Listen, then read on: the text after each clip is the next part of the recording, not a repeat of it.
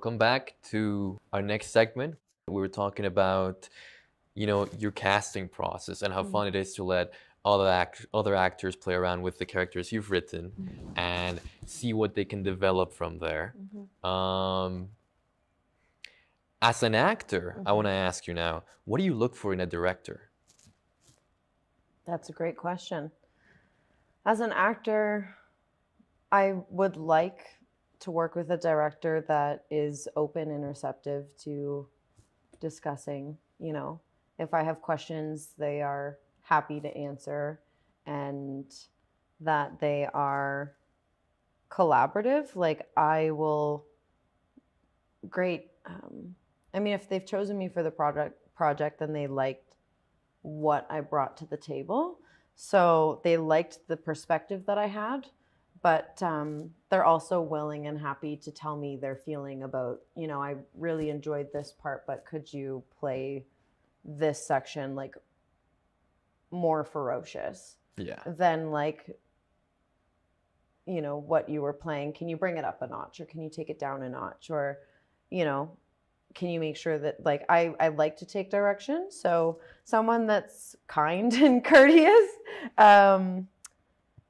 I like working with directors that are or have had some training as an actor too, because then they will understand like how to help navigate this emotional dance that we're doing. But yeah, collaborative, friendly, like a lot of my team members. Like that's what I would like for the most. Director that knows what they'd like, is fair, honest, respectful, courteous, timely, direct is fine. You just be kind about it. Direct me, feel free. So if it's a good story and I'm excited about it, absolutely, I want to bring to light the vision that you have in mind for this get character. Their input and transform it. Yeah.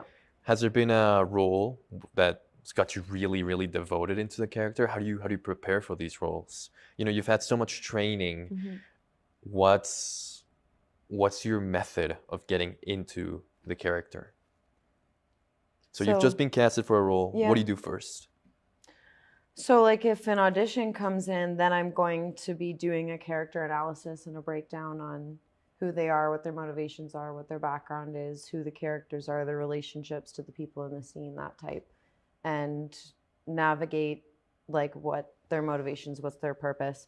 But okay, once we figure this out, we've done all the research, figured out what all the beats are, the notes that you want to be playing emotionally during this scene. I memorize my lines. After I've memorized my lines and we're ready to go, right? Let's perform, let's go. Typically we do like a table read or a run through.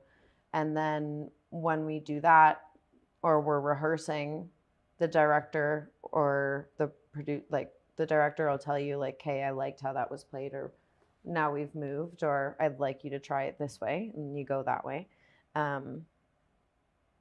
But really, like if we're going to get ready for set and off we're going, then it's, you get yourself in your head right, get present, and realize like, where am I sitting emotionally right this second?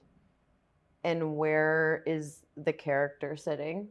Yeah. So what do I need to do to get to that character's level? So then I can physically be at that level that my character needs to be, or else it's going to be forced. And if it's forced, then it's fake, it's false. So, and people can tell. So, yeah, the analysis of like, you should have already done that. But for me, like I like to meditate, get present, get grounded, see where my body's at, do a bit of an internal reflection, and then be like, okay, I will, like if my character needs to feel a certain way, maybe I'll play a song that makes me feel that way. Or I will put myself in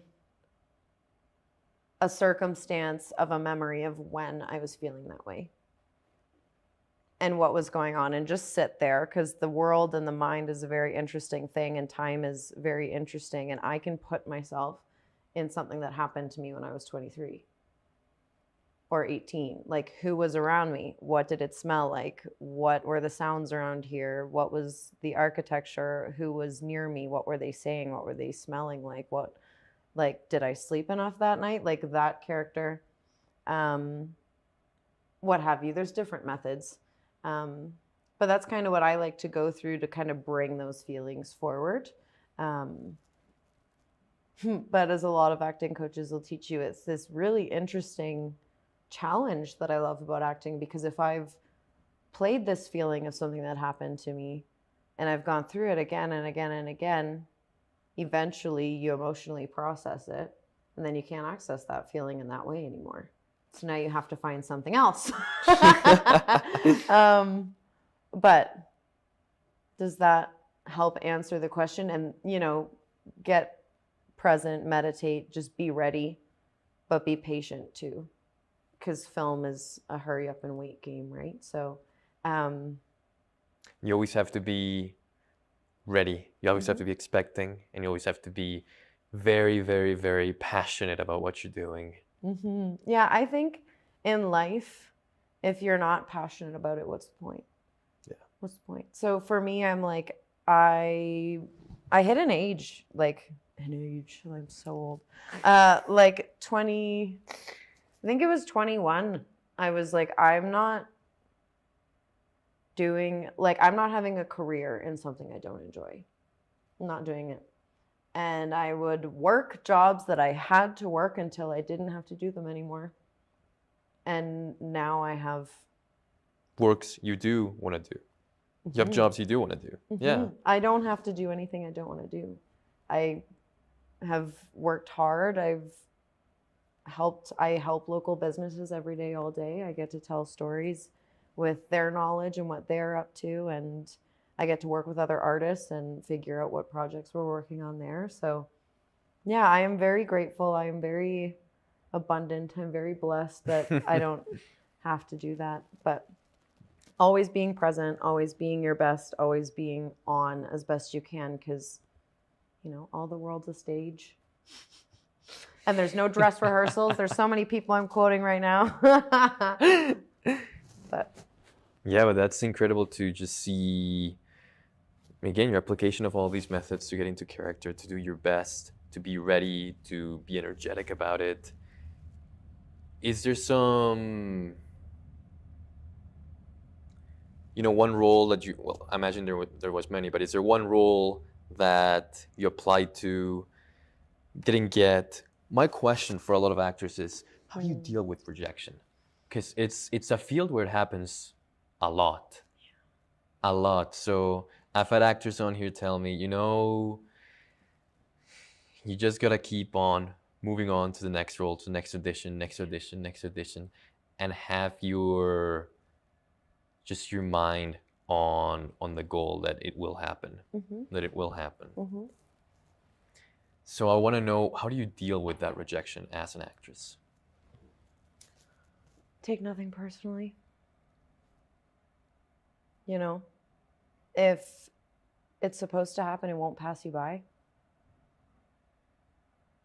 So I really try not to hold on to, like, I didn't get this role because I didn't do good enough, or I don't look this way, or it wasn't the right time. There's plenty of beautiful stories out there. So in terms of, like, yeah, I've been acting for 8 years, and I've done tons and tons and tons, like hundreds of auditions.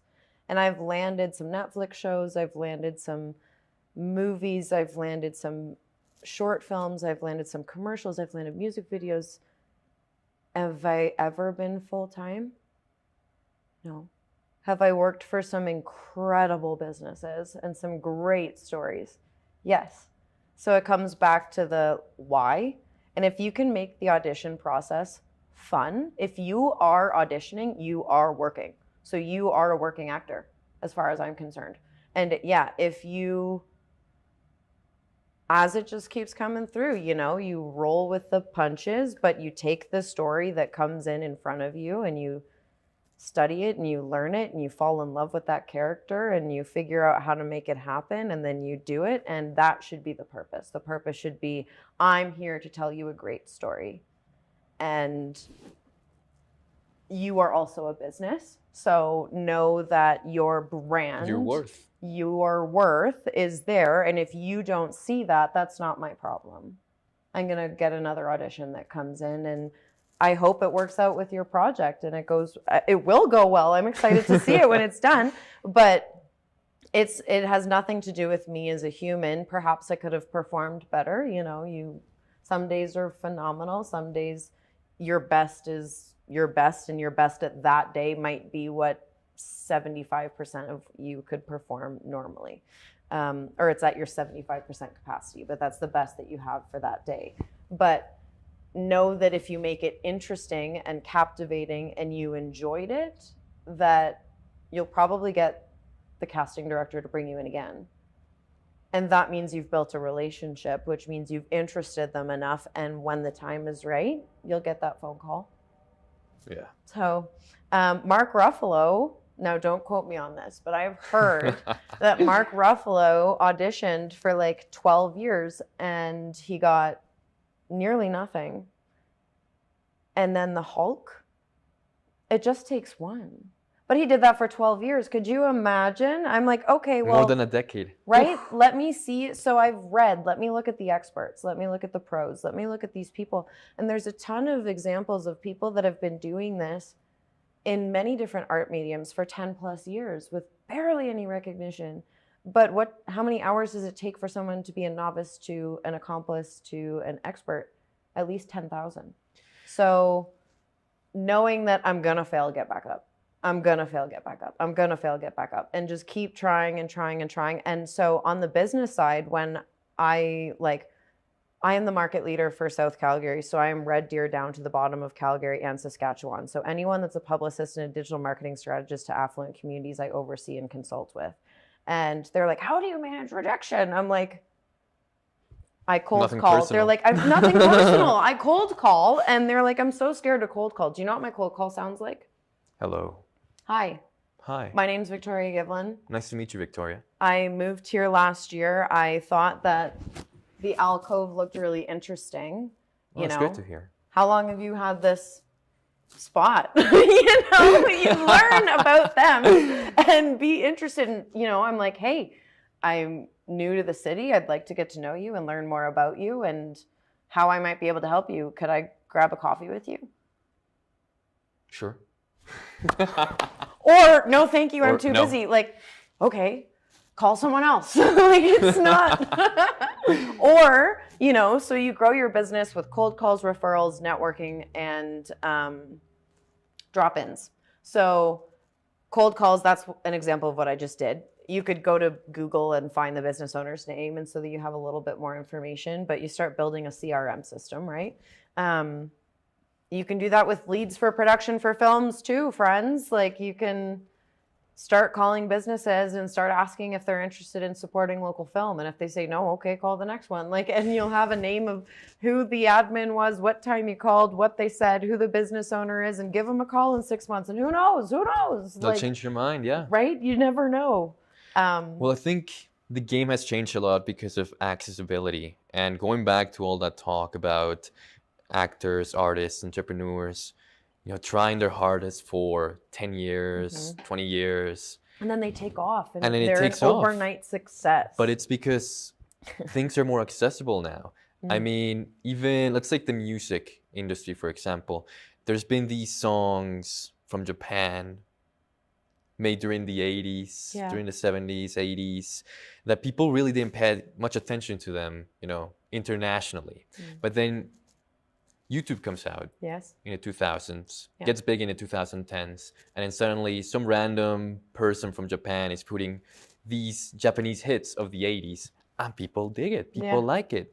So now you've got songs like Plastic Love, for example, a song from Japan from the 1980s, just being plastered all around YouTube recommendations, to the extent that it's just a video of the album cover. And then even the photographer who took the picture of the woman on the album cover, Maria something, even he comments down on one of the videos, hey, I took that picture like 30 years ago. Yeah. That's crazy. And it's one of the most viewed songs on YouTube now. Yeah. 30 years after. Well, I mean, history tends to repeat itself, right? But also, I love looking at the older generations, like the past, the history, the culture. There's so many things to learn from them that we can now integrate. And that's what I love seeing with what's coming is like what was old is now made new, but what was still back then is super cool. My grandmother did, she had two businesses. She had an online auction and she downsized houses, people from their estates to their homes or their condos, or the family passed away. And like the furniture, the style, the decor, the wardrobe, it's all fascinating in its own little universe. Vintage is a new fad. Well, like the 80s are coming around, the 90s will come. Like people will have 90s parties these days, or they'll dress up like the 60s for disco for like Halloween or something, like, or the 80s where everybody dresses up like a punk rocker. Like I don't know, call me corny, I don't care. I still think it's cool and it's fun and it's interesting to learn what they thought about at that time and how they viewed relationships and how they viewed work and what the social and economic circumstance was like for them and what they learned and what their challenges and tribulations were. And how, if you take a look, you know, there are a lot of lessons that happened 10, 20, 30, 100 years ago, 1,000 years ago that there are some parallels to today that we can learn from. That still apply. Sure. Yeah. That still apply. Exactly. Mm-hmm. And you see that a lot with classic novels, classic literature. I don't read a lot, but when I do read, it's classic literature because I take a lot of inspiration from it because I know it works, you know, the themes, the conflicts. The reason that they're still popular, that they're still around, these classic novels, is because throughout time, throughout these decades, throughout centuries, people have felt this way. And we go back to that discussion about generalizing that niche into something, an emotion that people can relate in their own personal way. So a lot of the best classic literature has that. Stuff like Pride and Prejudice, The Count of Monte Cristo, Dracula, super impactful Dracula. It was actually written on a journal format. So everything's written in like newspapers or journals. And that, what did that translate to? Well, that translated into, let's say, for example, in filmmaking, with a lot of found footage movies. So it's great to see just how these different things from different times still apply to today.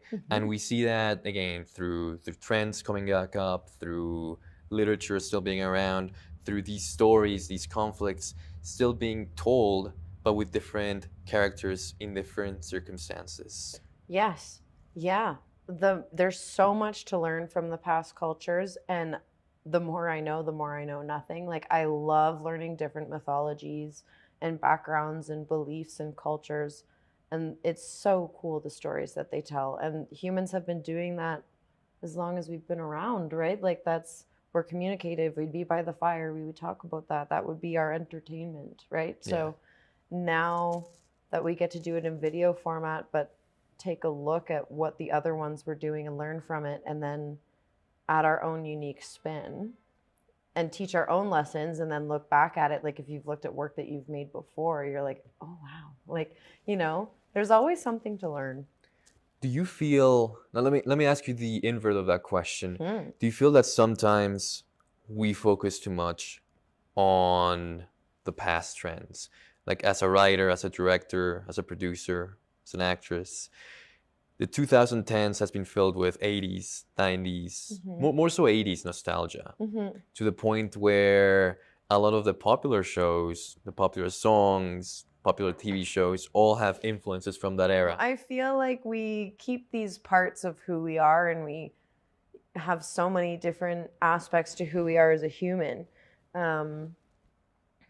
But like your soul and the core of who you are won't, like your morality, your principles, your values, those things don't change. But yeah, like how you dressed 10 years ago is going to be different than now. Yeah. Yeah, for sure. But I still love a good 80s leather jacket, or I still, I think I've seen, I don't keep up with all the fashion trends. That's the thing, is if you're like, that's very 2010, I'd be like, I don't know. Like, I went on set and I went to the fashion. So I was on a feature this summer, and Which it's out one? on TikTok. So it's out on TikTok. It's out. So the production house was, they were involved with TikTok. So there's all these ads on TikTok. It's out now. It's called my secret boyfriend is my secret online boyfriend is a CEO, and I got to do this like rom-com PG-13 meets online dating world, and I was the supporting character, and she was so much fun. Her name was Debbie, and Debbie was the leading lady's best friend, so I got to play bestie, and I also got to play office. Poor Debbie's home life is terrible, and what's her home life like? What's this character? She has a happening in this boyfriend, but like, yeah. So in this movie, our leading lady has a boyfriend that she's been seeing online as an avatar for a year, and she really likes him, and he really likes her, but they haven't met each other for a year. So the main character is going to a job interview for a fashion house. Think like, Chanel or Vogue, or like Suits, but for a fashion store. And so she goes in there for a job for being a fashion designer, and he mistakes her for a woman that he's a single guy. He's like a billionaire CEO. His mom wants him to get married and settle down, and he's like, I'm seeing someone online. I'm dating them. Like, I'm not going to do that. But she's like, it's not a real girlfriend. And so she's been sending him women, and he's like, this is annoying. Like, I don't want them. Go away. So what happens there when she arrives at the interview thinking it's for a job for a fashion designer, and he thinks she's another woman that his mom sent. But my character, Debbie, she's been working at that office for like 5 years. And so she knows them all and she's friends with them. But then the leading lady arrives, and I become her best friend. And I like tell her all the ways of the office and what's going on in the office, and the good, the bad, the ugly of the office, The gossip of the office. She is the gossip. They put two roles into one, and that was bestie and office gossip. So it was a very fun character to play. I can imagine. Yeah. That combination of the two, certainly. Oh, yeah. Certainly. It was so much fun. It was awesome. So, yeah, you can see it now if you search for it, but it's out. What's it called? It's My Secret Online Boyfriend is a CEO. My Secret Online Boyfriend is a CEO. Yeah. Out on TikTok. It's on TikTok. It's on other movie streaming platforms. Like, if you Google it, you can find it underneath there. But if you watch TikTok, a few of my friends have sent me like the paid ads where it's from TikTok and it's a movie that's now it was really cool because it was filmed this way. Vertically, not horizontally. The whole movie was filmed vertically, and the challenges that come with that, it was so cool. But yeah, if you scroll through TikTok and you see TikTok and you see those like drama stories every so often, I've had some friends be like, I saw you. That's you. It was. That's you. It's like that scene in Once Upon a Time in Hollywood with Leo DiCaprio. Yeah? Mm-hmm, mm-hmm. Ah! Yeah. It was super fun, though. We've talked about your acting, mm-hmm. your directing, mm-hmm. Your athletic career. Yep.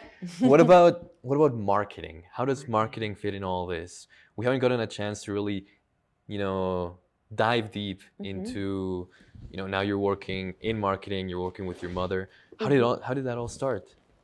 So my mother's story is very inspirational. It started with her. Well, my grandmother was an entrepreneur too. So my mother has an English degree from the University of Waterloo, and she was working in Kitchener, as you do in Kitchener-Waterloo. A lot of the population here works in oil and gas. A lot of the population in Kitchener-Waterloo works in insurance. So she worked in insurance and compliance, and she did not like her life. She made good money. She could pay for her kids. She could do what she wanted, but she wasn't happy. And she was walking. We had dogs. Dogs are an important part of our life. And she was walking our dog with our neighbor. And our neighbor had picked up this engraving machine. And she was also a full-time nurse. And she was like, this little side business that I've picked up is so busy, but I am a full-time nurse. So mom went, okay, I'll buy it from you. So she sold it to her, and mom bought it from her. And it was incredible to see her take this jump. And she bought the engraving machine, which is pretty, it's like this size really. So we started doing like trophies and plaques and medals and awards for sports organizations, weddings, trade shows, networking, awards ceremonies.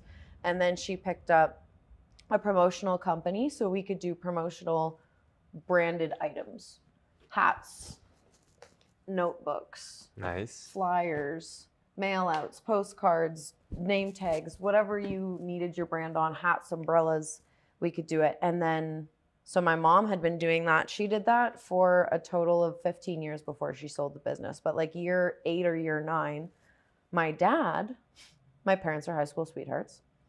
My dad was working also in insurance at a competitive company. But he left the business as well and joined my mom. And they are a very acute pairing of yin and yang to each other. She's extroverted, creative, problem solving, people person that wants to solve the things. And dad is more introverted, more reserved for sure, but he does like people. But he's accounting, coding, software, those types. So he started building websites for people, and he started making our processes better and the CRM smoother and faster and stuff like that, and did the accounting and the website design and our stuff. And I was 10 years old when mom bought the business. So I started doing fabrication with like medals and awards and trophies and stuff, or going to When you were sporting. 10? Yeah, like it's Saturday, the U12 kids or the U18 kids have a soccer tournament. They're picking the medals up in 2 hours, like gonna make it while I'm watching TV, you know? And so, yeah, dad did that and mom did that. And then I was doing fabrication, and then it started expanding to like graphic design. I would design hats and umbrellas and business cards and this and that. And then I went to post-secondary because I was like, I don't want to do fabrication. I don't want to do this. So I did post-secondary. And then I realized like the storytelling in the film, and also my mom's business needed some help to upload some e-commerce stuff. And I was like, oh, well, I can get paid to do that. I can do that. I can help. So I did. And then I saw when I got back the psychology of what my mother does and how she helps people grow what they love to do and how they get to do that and the different creative outlets that you can do to do that and how much fun that was. And I was like, oh, okay. Sign me up. Sign me up. This is cool. So yeah, I did that. And I also saw 8 years ago, we needed to go digital and my parents weren't there yet. So my dad was on the website side, but I was like, we need social media. We need to be content creating. We need to be storytelling. We need to be doing all this. So I started learning more about that. And the film industry kind of helped on that side too, with the video and production and content that you need to make for businesses. So it's this beautiful mesh. And so at the end of it, we could sell over 1 million products, from like Yeti mugs to like Columbia jackets to, you know, Vistech or whatever it was that you wanted. We could sell it and put your brand on it and give it to you. And our tagline was, "What don't we do?"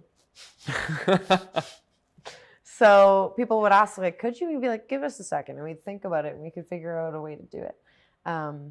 But during the pandemic, you know, they closed a lot of small business and we couldn't have people coming into the shop, even if we were like, we could do it if you had a 30-minute or an hour-long interval like right now and no one else was allowed in, like, can you pick up product? Can you do this and that? And for a while you couldn't. And the sports and the networking and the trade shows and the weddings and all that large people gatherings stopped happening. And that was our main source of income. Right. So my grandfather ended up having a stroke the month that the pandemic landed. And it made us take a look at it was time for this chapter to end. So my grandparents moved to Penticton. They like partially retired out there. Grandma has since passed away this summer, but Grandpa's still here. And that family not being with us, we are so family oriented that it like that was my mom's. The 2020 December was Christmas without my grandparents, and I was upset, but my mother was devastated that her mom wasn't with her. So I had kind of lived in Ottawa without having them around for a bit, but yeah. So my mom and my dad decided that January, the next month, that they were moving out west. So they went to Penticton, took a look. They sold their business. They sold the marketing company. And again, they were like, what are you going to do now? Mom's like, I don't know. I'm going to help businesses grow, but I don't know. And dad had clients still because he could work remotely doing website design. Right. So he was doing that. And I went in a bit of a spiral because I was like, what am I going to do? Because I thought I was going to buy that business from her. And I thought I was going to take it over in like 10, 15 years. And so I had to take a step back, and then I started doing photography and videography full-time and storytelling in that medium, and social media content creation stuff and engagement and strategy for businesses. But I flew out here in November 2022. My mom found Best Version Media here, the marketing company, in like the end of 2021, and started working for them. And then, so she started working as a publisher and a digital marketing strategist. And when I flew out here of November 2022 to take a look and feel what West was like, one, I fell in love with it. Two, like big pieces of my heart were here. My parents, my little brother moved out here 6 months after, and my film mentor, Mike Migliera, moved out here in the mountains. I was just ready for something new. And, yeah, I flew here and I saw Mom, and she was really frustrated because her publication deadline was here, and like it was the 11th hour, and it was not the right standard. The caliber was not there, and I couldn't have it. So I fixed it. I wrote the articles. I reworded all of the things that were in there in terms of the content that was in the publication. And she was like, you're hired. And I was like, I didn't do this for work. I did it to help you. I did it to help you. But okay, you know, what does this look like? So I started as the author and the content coordinator for Aspen Woods. And then I took the publishing training and program. And by January 2023, I was a publisher, but there was a problem. I hadn't left Ontario yet. So I could work as a publisher. You can work as a publisher in Best Version Media in Toronto. There are publications there in Kitchener-Waterloo. I could if I wanted to, but I knew I didn't want to be in Ontario anymore. So for 6 weeks, I decided after flying out in November 2022, I stayed the holidays. I was in a relationship that wasn't good for me, and I stuck around and kept working. But I decided with my mother that the family day long weekend, February 2023, that she would fly down to Pearson Airport and I would pick her up in my car and we would drive up here. And so we did. And for 6 weeks, I did cold calling for her. I was like, hey, and I'm provinces away making appointments for her. And she would go to the appointments. But yeah, when I landed here, I hit the ground running. I started meeting with business owners and figuring out like, what are your pain points? What are your struggles? What communities are you serving? Who are you talking to? How are you talking to them? What's your budget? Do you know where your leads are coming from? Like these sorts of conversations. So Mom and I do that full time. I ask business owners about who they are, what they do, why they do what they do, how they help their ideal client, and then what their marketing campaign looks like and what they do. And if they're open to having that conversation to be introduced to affluent communities and build exclusive relationships with them, then I would love to talk to them and figure out what their budget is. And yeah, it's storytelling. It's learning about their stories. I get to learn about the community. So we do monthly publications, positive, family-friendly, feel-good news. Yeah. And we showcase a different family that lives here every single month. So I wrote the article with the Shajani family. They do I love Bridgerton, so I put at the top of this and was like, dearest gentle reader of Bear's Paw. So the magazines target the affluent in the city. So we are targeting people based on their residential home value. That's who we're targeting. So basically dividing up the city into communities and then of affluence. Seeing yeah. what community needs what based yes. on the housing. Yeah. So we have different experts in here. So I have only one bookkeeper, one accountant, one jeweler, one IT, one group benefits, one home renovation, one dentist, one luxury real estate realtor, one insurance broker. You get But the that's idea. very, very smart because I mean, imagine publishing a magazine downtown about landscaping, like backyard landscaping. Like who in downtown is going to need their backyard landscape? I'm sure there's plenty of people, but not as much as maybe down in the suburbs, you know? Yeah. Chaparral, it's Legacy. Knowing your audience for sure. Exactly. Because Bear's Paw, that community is different than my Altadore community, and both of them are affluent. But Altadore is more downtown. It's in Garrison Woods. It's around the military museum. They have backyards, but it is not the estates and the acreages that Bear's Paw has. Aspen Woods has a $12 million home for sale right now. That's different than the Altadore that has a $2 million home. You know, but it's still building a relationship with these people. On a business perspective, people buy from who you know, like, and trust. So that is the marketing side of things. So I get to meet business owners who love what they do and talk to them about, how can I help you?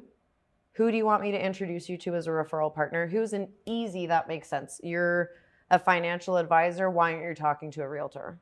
Why aren't you talking to a mortgage broker? You probably are, but I probably know a couple you don't know. So let me introduce you and bridge the gap for you. But also, if you're investing in marketing, which if you're a legitimate business, you will, or is it a hobby? And if it's a hobby, that's fine. But if you want to compete and show up and dominate the market, you have to have a budget for it. Yeah. If you're ready for that budget, then let's talk, because this is the best thing I've found. But I want to be a brick on the wall that is your marketing strategy.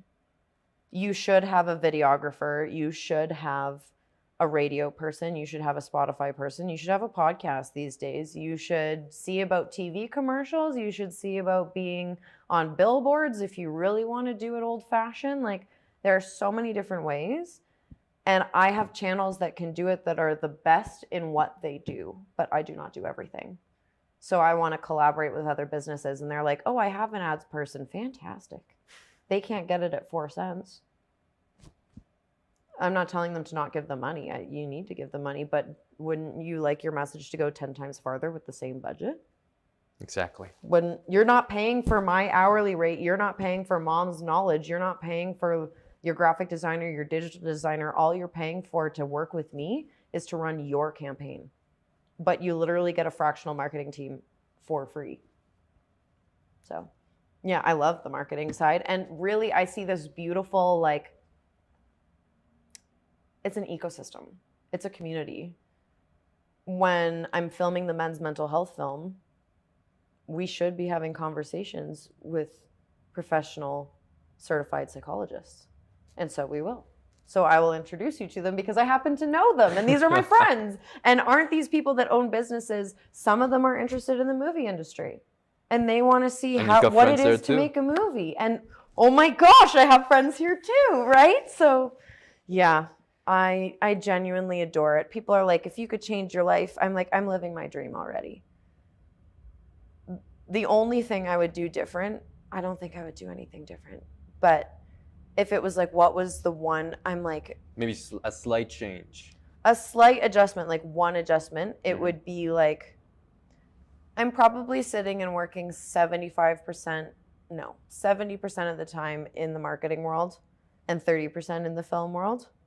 I'd probably just slightly tweak it to like 60-40 or 55-45. And each like, I think that's possible. But when I'm filming these things, right? Like when I go to film the feature film, then that marketing, and that's what I love about the marketing too, is I've built the relationship with you. We can do it remotely. I can run your campaign. I can get your message out appropriately to these people. If I'm on set, that doesn't mean I can't work for you. It just means that, which deadline am I balancing? Which priority is most important right now? It's my deadline date for my 3 publications. So, you know, if someone was like, I need you on set, I'd be like, there's not a lot I could do today. But someone else could do that. What's the most important thing that I could do? Just balancing the priorities and what's important. And the marketing, those people are very important to me. It supports local business. It supports my family. It supports passionate artists about what they love to do. And I can see where their leads are coming from and their business growing every single day, all of the time. Makes me very happy. And same with artists, like getting to grow these stories and tell their tales, and just every single day, just 1% better, just a little bit more. What's this one objective that we're focusing on right now to make this better? And it works. How do you balance that? How do you just, I want to know, how do you take the break from marketing and say, okay, I'm going into the set now, they've called me, and then you have to go back to marketing. How does that work? So I read a book called Peak Performance, and it was analyzing, Best Version Media recommended it, and they recommend good books. I love books. Tell me what your favorite book is.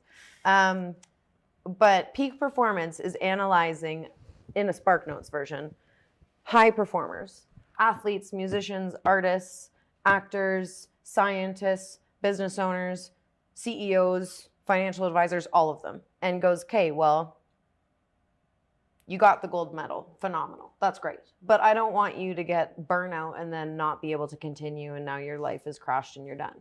So how do you succeed? And I feel like we know this already, but the actual data behind it is really nice. But it's hyper-focusing my time and being super intentional about what it is that I'm doing and what is our goal and objective right now. We're on set. I'm filming the podcast. That's the most important thing right now. And everything else can be passed to the side and wait, and I will get back to it and it will be okay. You know, unless it's like an urgent thing and that's an emergency and that's different. But yeah, but you also, from Peak Performance, it told you too, to avoid the burnout and be able to be productive over a long period of time, you need to fill your cup and live your life outside of work. So even though I love film and I love marketing, I still need to find these pockets of time where I'm resting and I'm relaxing and I'm getting inspired by hanging out with my friends and I'm watching different TV shows and other artists and what they're doing and being inspired by them, or reading the Greek mythology books or reading Dracula again or whatever it is, like to fill my soul and fill my cup when you're feeling like you're tired, because we're not robots. We need the break. Rest. We need a break. Or eventually, I genuinely believe the universe speaks to you in whispers. I'm a very spiritual person, so I genuinely believe that the universe speaks to you in whispers, and if you're not listening, it gets louder until you can't ignore it anymore. And that was my car accident. And other things, like if you feel in your gut like you should be doing something and you're not, or like that there's another path that you should be in, and you ignore it and ignore it and ignore it, and eventually you won't be able to. There's been death in my family lately. And it puts different perspective. And I've been on the brink of death before too. And it just, like, life is so short and so fleeting and so beautiful and so complicated and messy that it's like, I want to tell stories that impact people to make their life a little bit different and make them want to improve it, make it just a little bit better. And I can do that with marketing, and I can do that with filmmaking too. I think it's the fact that I'm living in my purpose that I don't get exhausted. Like, am I tired? Sure. Like, my grandma used to ask me, like, how are you? I'm like, I am physically tired, sure, but I'm so content. I'm so satisfied. I'm so happy. My friends are so incredible. My peer group inspire me all day long. Like, so I can handle a little tired, you know? Yeah. It's okay. And then I rest when I need to rest. I think that was a very, very well-spoken response. Thank you. I really, really like that. I think it's so important. Like, health is wealth. Life is so important. And there's so many beautiful things to life, like financially, physically, emotionally, spiritually, psychologically, professionally, socially. And if any one of those really suck and you're in survival mode, then that really sucks. And I'm really sorry that you're there. But I hope you can find something, some light at the tunnel, some hope in yourself to believe that you can get over it and figure out the strategy and just keep failing until you figure it out and get out of it, and then start fixing it and be very intentional about the type of energy you want to have and you want to give to the world and what your purpose is. And if you can stand in your purpose and go to bed knowing that you did your best every day, I have no regrets. If I died today. Have you ever thought about becoming an inspirational speaker? So I've been asked to be brought into these speaking things for marketing. I did one 2 days ago about how to make effective ad campaigns and how to make actually drive leads and stuff. So I am being brought into different public speaking realms. And when I make stuff authentically from my heart, even on TikTok these days, which is kind of like that, I'm like, you should believe in yourself. You should know that you're worth it. You should know that you're enough just by existing. You should know that you're a beautiful human being. And if anybody doesn't agree with it, there are 8 billion people on the planet, and that's okay. Wish them well and go find someone else that will do it for you. Like, and people are like, how do you know all this? I'm like, there's a lot of pain. There's a lot of pain. But like, if you follow your flow and you follow your ease and you get curious about it, and you just go through the inner work of letting go of things that really don't serve you anymore and that are really, like, sometimes it's really hard to let go, don't get me wrong, but it's harder to hold on. And it's scary, but let go. So I saw my grandmother pass away this summer. And she said to me, she's like, you're gonna make it. And she kept saying, she's like, be brave. As this doctor is coming to take her life away. She's like, I have nothing more to give. I've lived a beautiful life. I love you so much. I got to record her last conversations. I have it as a private movie for my family now. Wow. It's called Grandma's Goodbye. And it's beautiful how powerful she was in letting me film that and like the advice that she had. But she just kept saying, like, follow your heart and be brave. Life's not easy. Cry when you need to cry. But, you know, just... you are worth it. You're more than enough. So hearing that from her, she's with me always. And if I can light up one person and make one person hearing this feel better about themselves and like to believe in themselves, then I've done enough. So, yeah.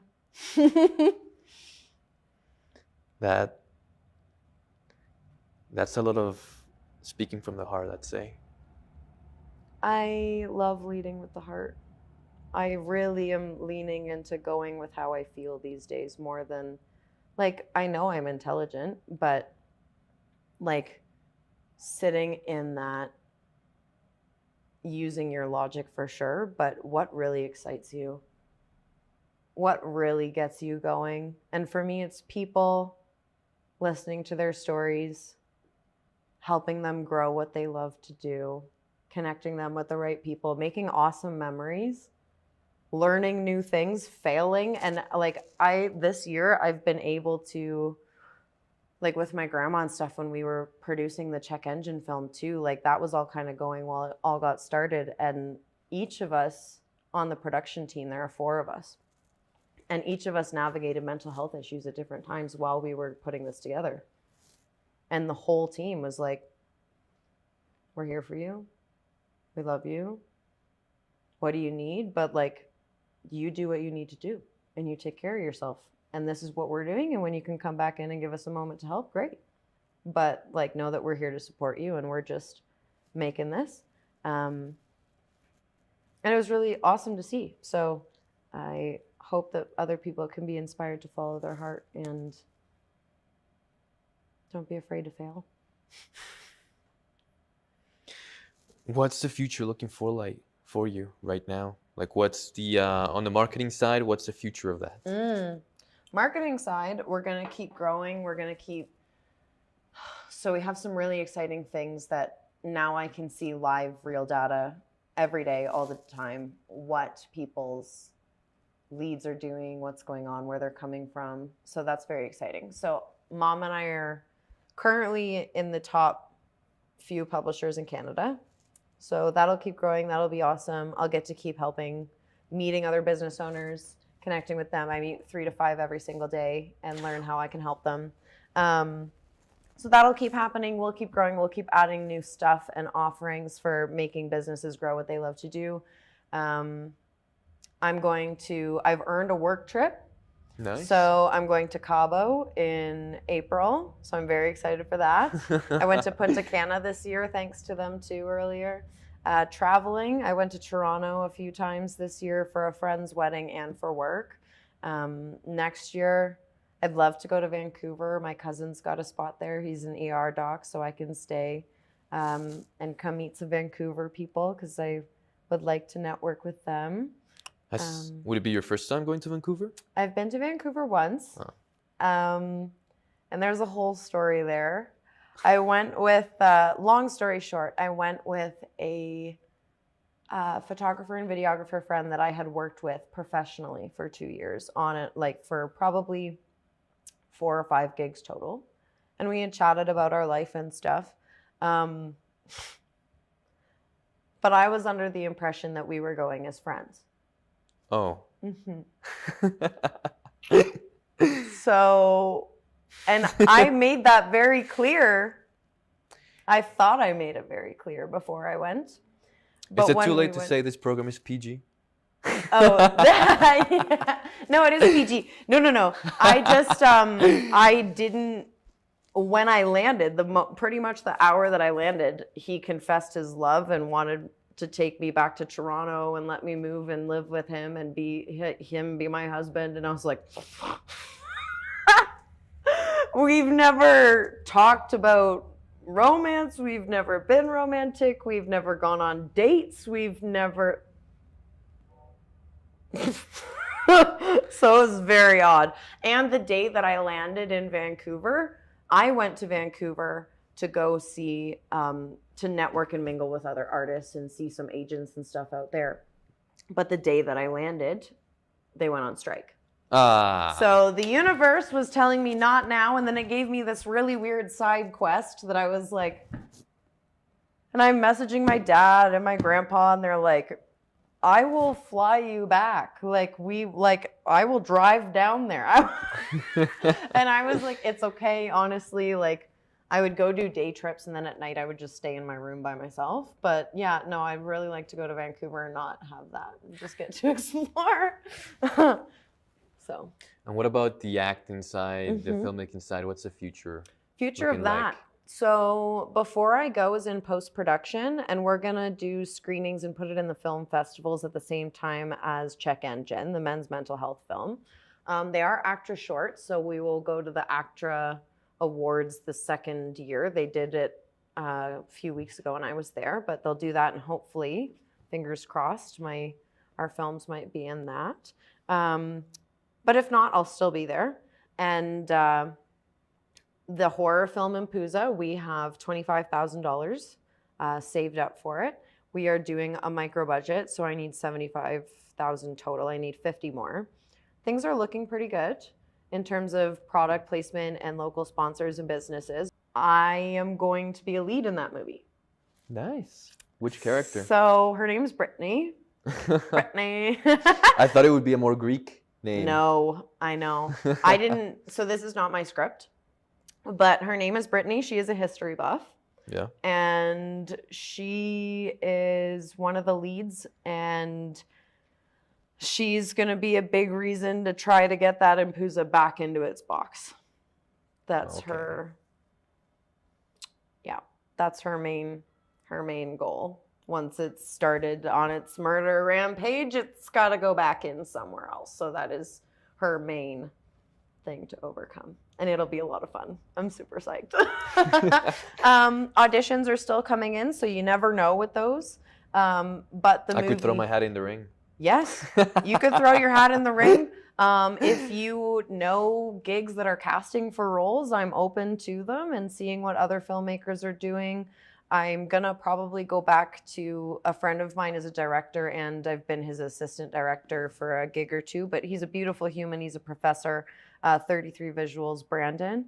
Yes. Yes. We've had him on the show. Yes, he's fantastic. So I've been going to SAIT and helping him like act for some of those films in there. So who knows what's next exactly down the pipe. I mean, I've got a class tomorrow for Apex Acting Studios with Chadwick, Kevin Moriarty, and Jesus. So I'm going to go rehearse for class, and I'll perform tomorrow. That's the next acting thing, but we'll see. The universe provides. And yeah, Impuza's coming along. We're hoping to plan to shoot for February, March. We'll see. Let's make that happen. And as soon as we get the budget, we will be doing casting, because we have not finished the casting process. But as soon as we get the production money that we need, which we're getting there, we can go. We can get to locking in everything. I've got Gil is the executive producer in Edmonton. He's got a production house team that he wants to work with there. And he has movies in Amazon and distribution out there. So we will look to do that. But yeah. And that's one last question that we like to end the show with. If you had one word to describe yourself, which one would it be? One. Only one. Collaborative. Yeah, I can see that. You're going around, you're meeting businesses, you're meeting business owners, 3 of them once a day, 5 of them once a day. You're able to connect all of these people together. Like you said, the criminology major, the psychology, the actors, all of these people with the local business owners. You're amazing for doing that. I completely see that. And thank you so much for being here on the show today. Really, really one of our most well-spoken guests, honestly. Like hearing your story and just the different twists. You definitely have the makings of a storyteller for sure. Thank you. Well, I deeply appreciate it. I believe that we all are creators and storytellers, and I genuinely live by building great communities, and we're the experts of what we do, so you can be the experts of what you do. There's beauty when we lean on each other and we support, and I don't want to be all things to all people. I love seeing people do what they love to do and helping them do that. So thank you for having me. Thank you for being here, for listening, for your attention, for your efforts, for filming, for having me as a guest. I deeply appreciate it. It is so much fun. I enjoyed every minute of it, and that you would like to listen to my little world. That means a lot. It's very sweet of you. And I'm just very humbled to be here. So thank you so much. All right. Thank you, Victoria. And thank you guys for watching. We'll catch you later on the next episode of Authentically Albertan. Stay authentic. Yes.